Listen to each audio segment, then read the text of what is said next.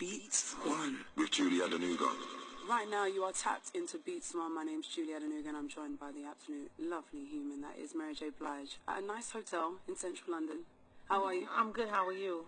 I'm fine, thank you. It's lovely to have you back on Beats One. It's nice to be back. On my show, I should say, because you're on Beats One all the time. Right.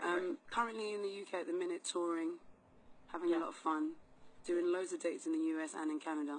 Yes. How is touring life treating you? Well, very well. My fans are happy. People are loving the show. It's nice to be on the road with a nice person. Maxwell is a nice person, nice guy. And most of all, my fans are just happy. That makes me happy. Do you feel like it's been a long time since you've seen them? Have you been able to probably connect with them since you've been on tour and been on the road? I think we've connected, but there has been a disconnect, and I don't know. I think because of my life and whatever I was living and dealing with and whatever I had to release and let go and really come to terms and be real with, and end up here in this horrible situation that I'm in right now. But the disconnect came because of, just me trying to figure life out. Yeah. But you're back there. You Yeah. get to see them. I'm sure it's an invigorating experience to be able to sing to people that love you and love your music and have always been a fan of you. It's beautiful. The last time we spoke, I flew all the way to LA to see you. It was just before Real Talk with Mary J. Blige launched on Beats One as a show. Right. Since then, you've got your own talk show. Right. You've been able to take on the world and sit, not just do radio, but to sit down in front of a camera and speak to start off with Hillary Clinton. Right. Which is a huge guest to start with, the 411 with Mary J. Blige. Right. How did that transition work from you going to radio, as in when we first spoke, you had just got into the radio style of being able to do that, but now you're doing TV as well. Well, the transition the idea came from Jimmy Iovine and will.i.am. They really see me as this, talk show host after seeing me, speak to people and the way I relate to people and they just always seem to open up. I guess they felt like it was a good idea to see me as not like an Oprah, because nobody's Oprah, and I don't want to be Oprah because she's Oprah, but just, the way I connect to people is something that people, wanted to, I think they think something people wanted to see, and I believe I can do. I know you mentioned that you wanted people to see a different side of Hillary Clinton, and for me, I live so far away from America, so far away from the politics and what that is, and I only get to see bits of that on the news and get to see parts of these people's characters that are running to be, the most powerful people in the world.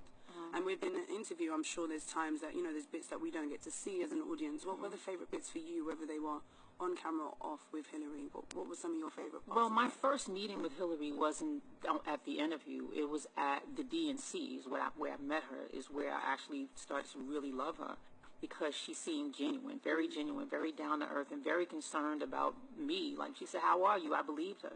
"How are you feeling? How are you doing?" The way she looked in my eyes when I really needed someone to care about me at that moment. And that just really, got to my heart. So I wanted people to see that person. So that's why I wanted to do the interview with her, because I want people to see, because she gets a bad rap and, she's not this and she's not that. I said, okay, well, they need to see that she's a beautiful human behind the politician. And that's what I wanted to translate. And I think I did that with her. Who would you love to have on your show after Hillary? How do you see the show going from this stage? A couple of names that you would love. Wow. Whoever is a part of our culture and what's going on, because the show is not just about, the latest fashion, the latest this. It's about, like Hillary Clinton was important because she's what's going on in our culture right now. The mothers of the movement in the United States is something major. People want to hear from them. Sports. Serena Williams is amazing. I hear from her, and they want to hear her side of not being so tough and how hard it is. I would love to get Kanye, just so people can hear what he's dealing with. Yeah. If I can get him, you know what I mean? Mary, you and Kanye having a conversation would be like one of the biggest and best things ever in life. Oh, I feel like like you said, people open up to you, and I feel like Kanye would have that, would see that, and maybe be like a completely different version of someone that we've seen already. So please get Kanye West on the show. I would love to. I would love to get Kanye. I would love to get Jay. I would love to get all my friends that have grown up with me and are moguls, and they have stories, and people think, oh, they have this and they have that, but they don't know the stories and the trials and the struggles and the things that it took to get there. Yeah, to be, so successful. So as you travel around the world now with Maxwell, playing music, being able to connect with fans more, being able to just be out there and do what you do best, which is to perform to people and for people to enjoy that.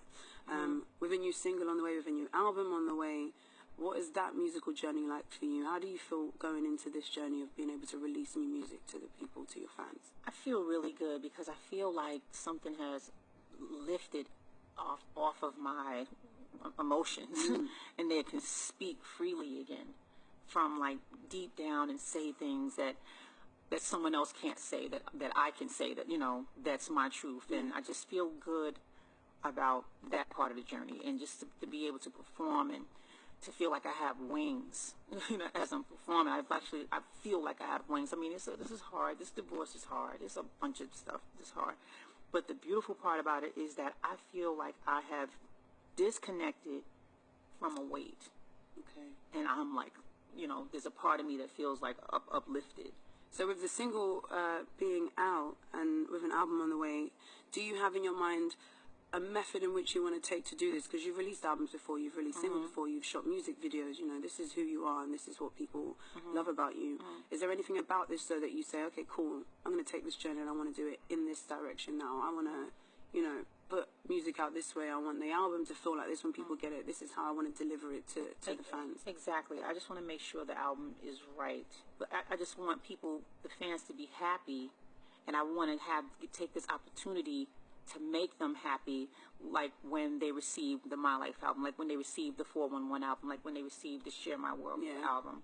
I just want, and I want to be happy when I listen back to it, because when I listen to the My Life album, I cry. Like, I listen to the full thing. I listen to what's the 411, I cry. I cry. It's like you're happy and and you can feel it. Yes. Yeah. The album's called Strength of a Woman. Yes. You just said now about writing it and being in a certain place when you wrote it. Do you feel like you were able to get everything into the album, or was there still more topics and more subjects and more emotions that you wanted to get out? There's a couple other things I need to say. Yeah.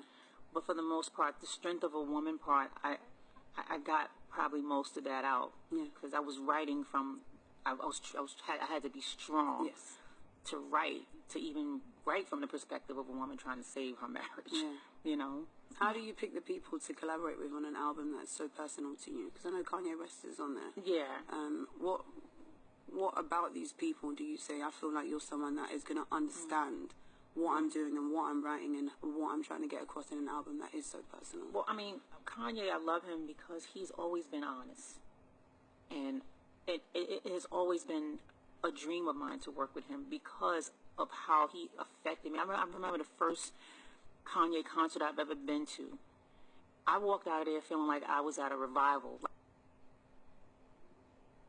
He delivered his emotion, and I think his mom had just passed, and so all of his music is something that means something. It means something to me, so I wanted to work with him. As far as like the DJ campers, producers on the album, I picked him because of what he selects. Like, I grew up on Stevie Wonder. He would select the colors that Stevie Wonder, but he'll go to like a hardcore beat that those beautiful keys are playing on, and then mixing some jazz with it, and it's like, whoa, where'd you get this from? But it's all so beautiful.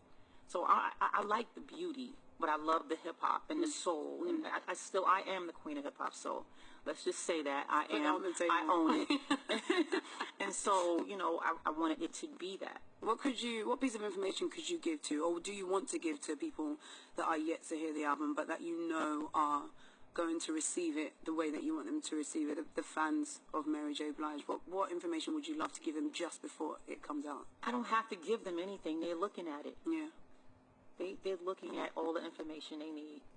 Mary J. Blige on Beats One, thank you so much for sitting down with us. Thanks for having me. Thank you. Again. Beats One with Julie Adenuga.